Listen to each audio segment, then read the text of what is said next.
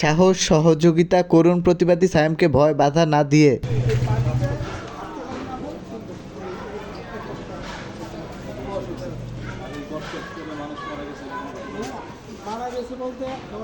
মারা বলতে এরকম গেছে যেমন একবার আঙুল কাইয়া ভাইঙ্গে একবার উঠে গেছে। একটা মেয়ের একবারে স্ল্যাব ছিল, অটো চাপে আবার উঠে।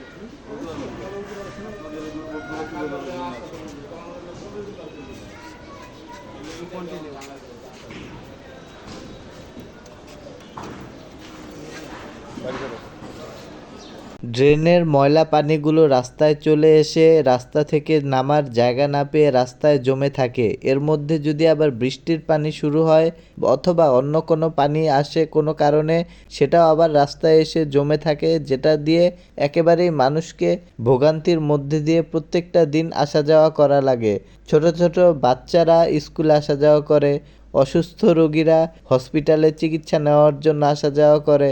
এছাড়াও চাকরিজীবীরা, ব্যবসায়ীরা ও বিভিন্ন যারা সামাজিক কাজ করে, বিভিন্ন কাজে ঘর থেকে বের হয় আবার ঘরে ফিরে আসে, তাদের একেবারেই বলার মতো আর ভাষা নেই যে সবাই বলে সমস্যার সমাধান হবে, ঠিক কোন দিন তারা সমস্যার সমাধানটা বুঝে পাবে।